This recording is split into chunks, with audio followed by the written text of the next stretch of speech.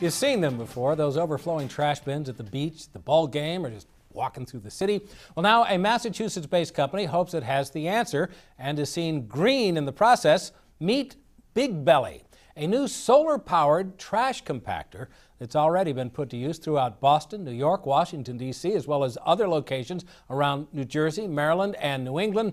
Joining me now is its inventor and the president of Seahorse Power Company, Jim Poss, and Tim McCarthy from the Boston Department of Public Works. Thank you both for being here. Mr. Poss, what were you doing when the idea of this came to you? Were you trying to stuff something in an overflowing trash bin? What were you doing? Well, I guess it was a series of events. Neighbors of mine had a trash compactor in their kitchen when I was a kid. And of course, being a mischievous kid, we used to break things in them, smush everything we could in them. Then a decade later, I was in the electric vehicle industry, and I was selling different components, motors and gearboxes and batteries and solar panels. And I gained a familiarity with all those components. And then again, years later, I was in business school, searching to put my environmental career, my environmental schooling to work. And I looked at several renewable energy business models, business plans. And this was one of them, and it was the most economical, it made the most sense. And we started cold calling customers, potential customers. And Vail Ski Resort said, we have a huge trash problem. We go to these remote sites on the mountain. We burn diesel getting there with expensive snowcats. We'll buy 3. And that's how we got started. That's very interesting. So, Mr. McCarthy, when somebody like this with a brand new thing calls the Department of Public Works, how hard is it to get somebody to go, oh, totally new idea, new concept? Yeah, we'll buy it. It's not easy. Everything goes through the budget department. And over the next 6 months, we hope to prove that the Big Belly barrels will save us money in the long run. And for instance, we put 10 of them down Downtown Crossing. Now, if you're from Boston, everybody knows Downtown Crossing is bustling all the time. You come out of the T station, you've got your coffee cup, you throw it into a barrel. We're changing those barrels anywhere from 4 to 8 times. And the barrels immediately by the T stations in really busy areas, we're traveling and changing them up to 10 to 15 times. The Downtown Crossing barrels right now, we're changing once every other day.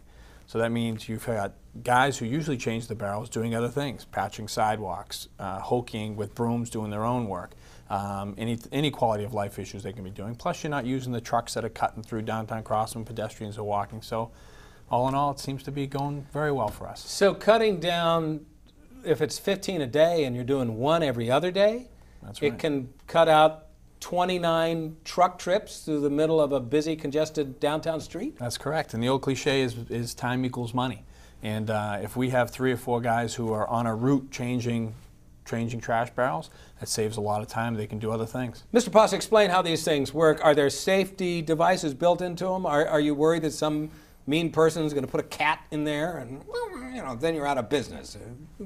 Be on Fox News. You're the bad guy. Well, sure. It's pretty simple.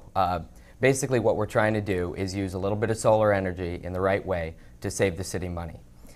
We do that by crushing down the trash to a fraction of its size. And basically, if you think about what trash is, it's mostly air. You have a coffee cup or a container that's made for food. It's made to hold something, so it's mostly air. Basically, we take solar energy, we generate energy all day, and we use it as needed to compact the trash.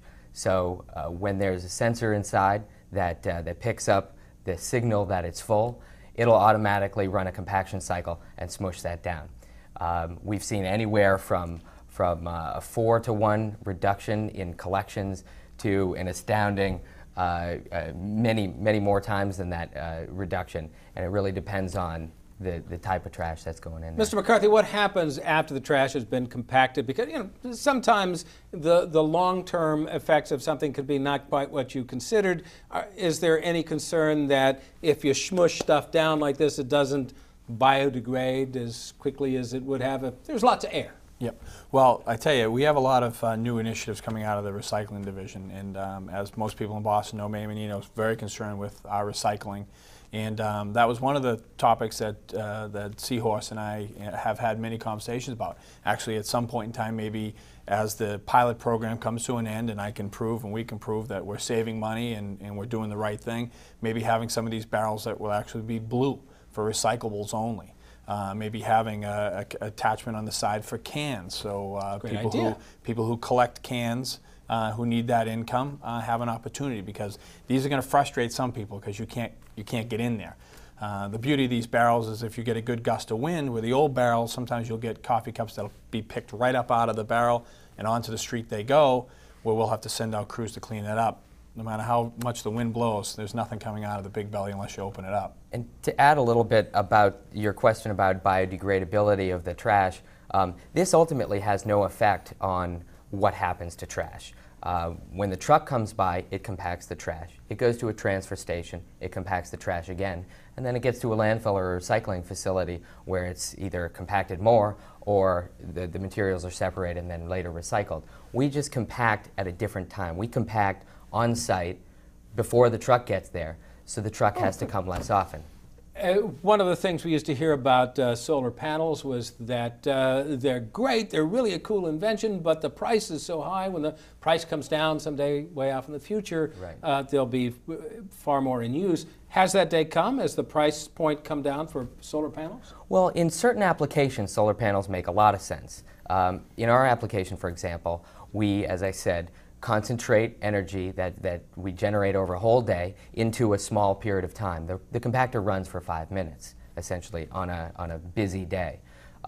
So in that, we're actually competing with the garbage truck going and making all these trips. So you're competing with something that's really expensive, hundreds of dollars per hour. If you're competing with an established electricity grid, which has a power plant that's running efficiently, the cost comparison isn't as favorable for solar panels. In general, they're getting cheaper and cheaper every day. The more that get out there brings the price down because more people are making them. But what I think is that solar panels used in the right situations make a lot of sense. When I told somebody that we were going to do this segment on the show, and said, you know, like a trash compactor, said, you know, we used to see those, like you talked about, in houses all the time. I don't see them anymore. Did they fall out of favor, or are they still reasonably popular? I think they're reasonably popular as well. There's still a bunch of different models. They haven't changed very much. People are still buying them. There's still a business there. What we do is, for the first time ever, take the cord away, so now you can place this virtually anywhere throughout the city. They could never, in the city of Boston, or it would be extremely expensive if they were to try to wire up the city for these things. Mr. McCarthy, what kind of feedback did the mayor get on this? You know, he's going out on a limb a little bit. This is a bit different. Yeah. Is he getting positive stuff? Yeah, he is getting a lot of positive stuff, and it is out on a limb, but it's fun for us because we have a lot of departments that do a lot of innovative things. We have parks departments and concerts and everything else. Public Works Department, we're the potholes, we're the bridge guys, we plow your snow. This is the first time in a long time we got to go out and say, hey, look what we can do. And it's going really well. We have several locations, Newberry Street, Boylston Street. We have them in Faneuil Hall and Quincy Market. We have one pilot program out in Mattapan Square, which is a small neighborhood business district. And those business owners, they call me daily. They're just, it's phenomenal for them because they're happy that they're the first ones to be used. But also it's a great sense of pride. And you'll see people circling the barrel, wondering how it works, and it's really creating a buzz. It's pretty cool. Have you, in the back of your mind, I don't want to ruin any patents, but have you thought of other applications for this kind of thing? Well, in the last 3.5 years, we've really concentrated on energy efficiency because that's ultimately what's going to make these things work better, work in more locations, and work at a cost that's lower, and we're driving that down all the time. Other applications, right now we have our hands full. I mean, the city of Boston already wants to look at recycling units, which will require a couple changes. This is a really big problem. You know, collection in the United States costs $45 billion and burns 1 billion gallons of diesel every year. That's diesel that's imported from other countries and costing upwards of $3.50 a gallon now. So we have more problems to solve before we move on. Tim McCarthy from Department of Public Works and Jim Post, thank you so much for bringing this in, and get to work on potholes next week. Okay.